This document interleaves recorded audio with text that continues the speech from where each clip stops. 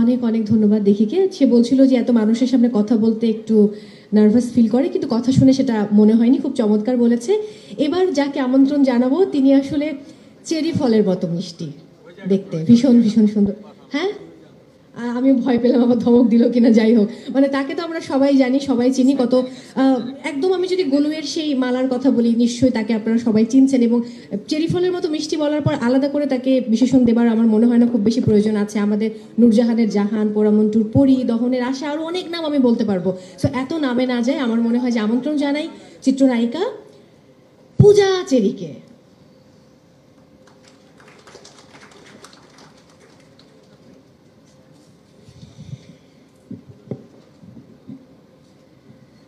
আসসালামু আলাইকুম everyone, good afternoon. খুব বেশি ভালো লাগছে এবং তার থেকে বড় কথা আপনাদের দেখে আসলে বরাবরই ভালো লাগে।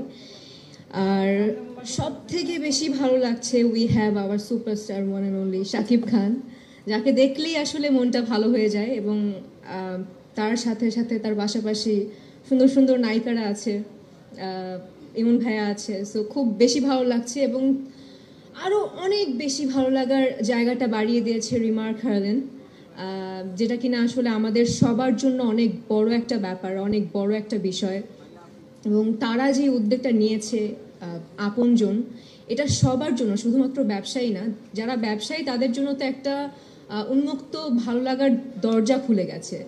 সো এইটা সব ব্যবসায়ীদের জন্য অনেক ভালো একটা উদ্যোগ এবং আমাদের সবার জন্য এই ভালো একটা উদ্যোগ। আমরা ছোটবেলায় আসলে কি অনেকেই, অনেক বাচ্চাদের জিজ্ঞেস করলে অনেক বাচ্চারাই বলতো যে কি হতে চাও বড় হলে। অনেক বাচ্চারা বলতো যে আমি ব্যবসায়ী হতে চাই, ডক্টর ইঞ্জিনিয়ার তো আছে, আমি ব্যবসায়ী হতে চাই। সো দেখা যেতে পারে আমি এখন ছোট ছোট করে কাজ করছি, এক দিন শেষে কিংবা কিছুদিন পরে আমি নিজেও একটা ব্যবসায়ী মানে হতে যেতে পারি এবং হতেও পারি, এটা বলাও যায় না। সো এটা আমার জন্য, আপনার জন্য কিংবা আপনাদের সবার জন্য একটি বড় একটি উদ্যোগ, যেটা কিনা আসলে আমি আসলে অনেক বেশি লাকি বলবো নিজেকে, যে এই উদ্যোগের পাশে আমি থাকতে পেরেছি এবং এই উদ্যোগের একটি অংশ। সো খুব বেশি ভালো লাগছে। আপনারা সবসময় যেই চিন্তা ধারণা নিয়ে আপনারা এগিয়ে যাচ্ছেন, যে অনেকেই মনে করতে পারেন যে একটা জায়গায় গিয়ে আমরা থমকে যাব কিংবা আটকে যাব। সো ওই চিন্তা ভাবনা মাথায় না রেখে একটা চিন্তা ভাবনায় মাথায় রাখুন যে রিমার্ক হারলেন আপনজন আছে আপনাদের পাশে, এবং যেহেতু এই পথ চলাটা শুরু করেছে, আজীবন আপনাদের পাশে থেকে যাবে এবং আমি তো আছি। সো আমার কোনো বিপদ আপদে আমি তো অবশ্যই রিমার্ক হারলেনের আপনজনের উদ্যোগের পাশে থাকবো কিংবা তাদেরকে বলবো যে এই প্রবলেমটা হয়েছে, সো আমি কি করতে পারি। যেমন আমি একটা ছোট্ট উদাহরণ দিই। আপনজন মানে হচ্ছে সব থেকে কাছের কেউ, যে কিনা আসলে সব বিপদে আপদে কাছে থাকবে, পাশে থাকবে এবং সাপোর্ট করবে। আমার সব থেকে বিপদের মোমেন্ট, সব থেকে নিঃস্ব মোমেন্ট ছিল হচ্ছে যখন আমি আমার মাকে হারিয়েছি। তখন আসলে আমার কাছে মনে হচ্ছিল যে আমার আশেপাশে যারা আছে, যারা আমার আশেপাশে কাজ করছে, তারা কেউই আমার না। অনেকেই আমার আপনজন কিংবা অনেকেই আমার কলিগস, আমার কো আর্টিস্ট অনেকেই আছে।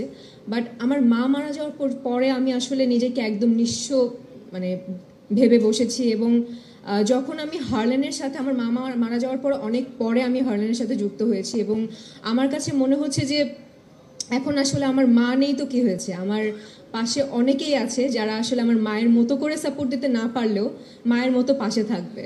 তো আমার কাছে আসলে এখন আমি একা আমার কখনোই মনে হয় না, যতটুকু আসলে হারলেনের সাথে যুক্ত হওয়ার আগে আমার মনে হয়েছে। এখন মনে হচ্ছে যে আমার মাও আমার সাথে আছে, হারলেনও আমার সাথে আছে, সবাই আমার সাথে আছেন। এবং সব থেকে বড় বিষয় হচ্ছে আপনজনের সাথে আমি আছি এবং আপনজন আমার সাথে আছে। সো অনেক অনেক ধন্যবাদ হারলেন রিমার্ককে, এবং এত বড় একটা উদ্যোগ নেওয়ার জন্য তাদেরকে আসলে সাধুবাদ আমি জানাই আমার পক্ষ থেকে। আশা করছি এই মাত্র শুরু হয়েছে পথ চলা, শুধুমাত্র শুরুতেই শেষ না, এই জার্নিটা আরও অনেক বড় হবে, অনেক বছরের হবে। এবং আমাদের নেক্সট জেনারেশন, এখন তো আমরা এই জেনারেশনে আছি, আমাদের নেক্সট জেনারেশনের জন্য এই জিনিসটা পায় আসলে, এই কামনাই করি। অনেক অনেক অনেক শুভকামনা আমার পক্ষ থেকে, এবং দোয়া করবেন আমার জন্য, দোয়া করবেন রিমার্ক হারলেনের জন্য। Thank you so much.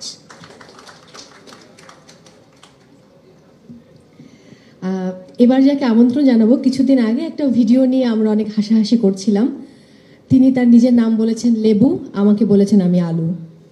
যাই হোক, আমি ফান করছিলাম, আম জাস্ট কিডিং। এবং তিনি বলেছেন তার খুব পছন্দের ফল হচ্ছে ফজলি আম।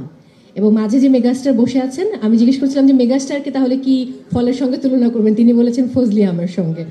যাই হোক, আমি যার কথা বলছি তিনি আসলেই পরী, ডানা কাটা পরী, যেই পরী আসলে এই মুহূর্তে আমাদের মাঝে বসে আছেন, পরীর মতো সুন্দর। এবং তার সৌন্দর্য দিয়ে, তার অভিনয় দক্ষতা দিয়ে তিনি একটা স্বপ্নের জাল বিছিয়েছেন আমাদের মনে।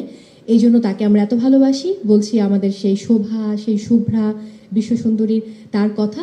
এবং নামগুলোও কিন্তু খুব কাকতালীয়ভাবে একটু শুভ্রতার সাথে মিলে যায়। আর সেই সাথে তিনি আমাদের মহুয়া সুন্দরী। রক্ত অনেক গরম, আমি জাস্ট কিডিং, ফান করছিলাম, রক্তদাস সিনেমার নাম। যাই হোক, আমি মঞ্চে এবার আমন্ত্রণ জানাতে চাই বিশ্বসুন্দরী, দ্য ওয়ান অ্যান্ড অনলি, আমাদের সবার ভালোবাসার পরিমণিকে।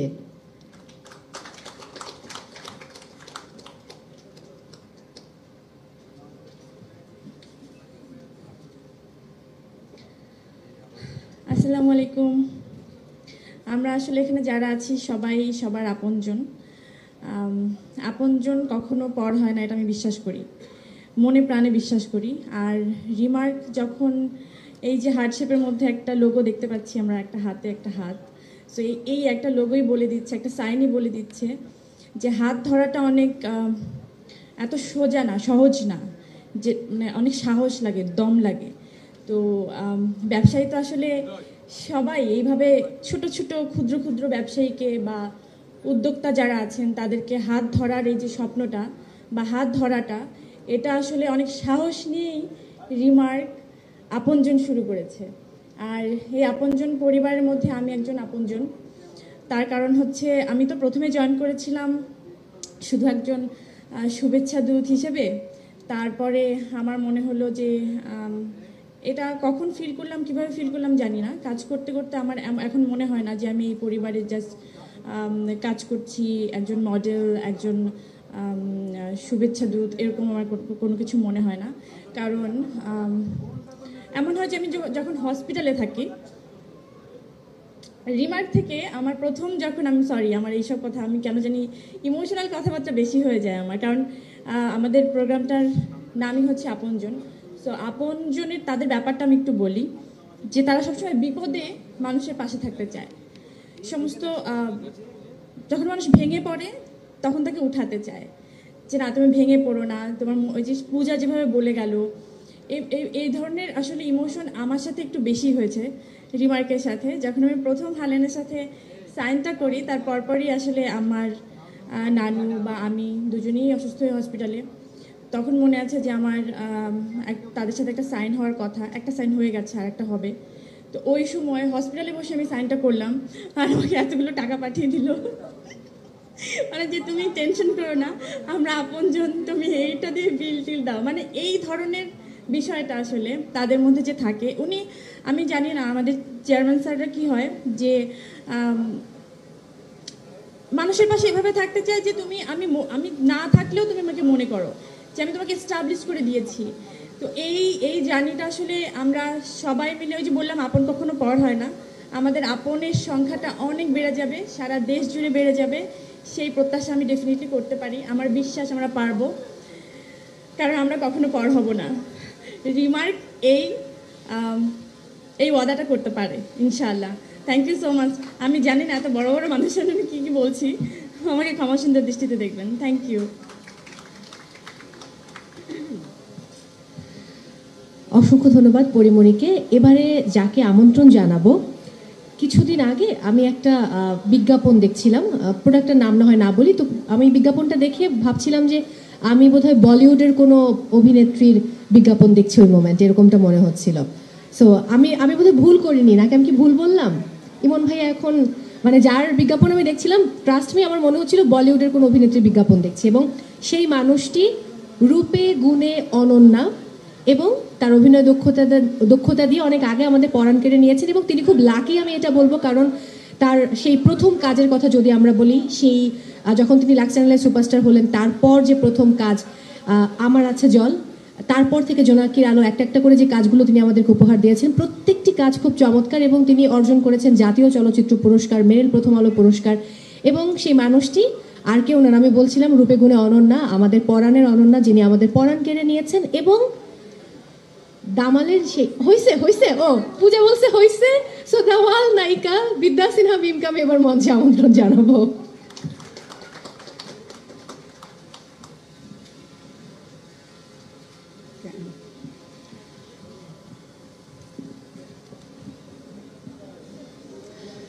Good afternoon, everyone. ওকে, আসলে আজকের প্রোগ্রামের নাম আপনজন। এটা আসলে আমার আগে এখন পর্যন্ত সবাই আসলে সব কথা বলে গিয়েছে। তো সবাই যা যা বলেছে ঘুরে ফিরে কিন্তু আসলে আমাদের মনের কথা সব একই। তো আমরা একই কথা ঘুরে ফিরে বারবার করেই বলবো, কারণ জিনিসটা একই রকম, আপনজন। আজকে আমার সামনে যারা আছে সাংবাদিক ভাই বোনেরা, তারা যেমন আমার আপনজন। আমার ক্যারিয়ার শুরু হয়েছে তখন থেকে আপনারা আমাদের সাথে আছেন। সেইমভাবে আজকে স্টেজে যে বসে আছে আমার প্রথম কমার্শিয়াল ছবির হিরো মেগাস্টার শাকিব ভাইয়া, সে যেমন আমার 2009 থেকে আমার আপনজন। এবং আমার সাথে যারা কলিগরা আছে সবাই, ইমন ভাইয়া। তো আসলে আমরা এখানে কাজ করি সব আপনজনদেরকে ঘিরে। তারপরেও যারা আসলে রিয়েল আপনজন হচ্ছে যারা দুঃখের সময় পাশে থাকে, সুখে তো সবসময় থাকে, দুঃখে যারা থাকে ওইটাই আসলে সারা জীবন মনে থাকে, ওইটাই এখানে গেঁথে থাকে। তো সেইম রিমার্কও, যেমন ছোট করে যদি বলি, কিছুদিন আগে আমার মা একটু অসুস্থ ছিল। সো আমি টানা অনেক দিনই দেশের বাইরে ছিলাম ট্রিটমেন্টে। তো আমাকে একদিন মিজান ভাই যখন ফোন করলো, তো তখন আমি খুবই আপসেট একটা মোমেন্টে ছিলাম। তো ভাইয়া যখন শুনলো এবং সে জাস্ট আমাকে একটা কথাই বললো যে রিমার্ক তোমার সাথে আছে, তো তোমার কোনো টেনশন নাই, তুমি জাস্ট যেটা যেটা করার করে যাও, আমরা তোমার পাশে আছি, রিমার্ক তোমার পাশে আছে।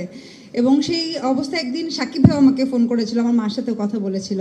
সো থাকে না যে এরকম কিছু মুহূর্ত থাকে, যেই মুহূর্তগুলো সারা জীবন মনে থাকে এবং ওই মুহূর্তগুলো আসলে কখনো ভোলার না। এবং ওইটাই আপনার এখানে দাগ লেগে থাকবে যে আচ্ছা ঠিক আছে, এরকম সময় কে আছে।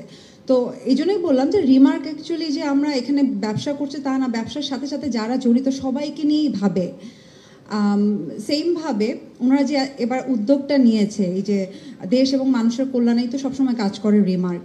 সো তাদের যে কনসেপ্টটা, যে যারা বিক্রেতা আছে, তাদের যারা ক্ষুদ্র মাঝারি বিজনেসম্যান, যারা মাত্র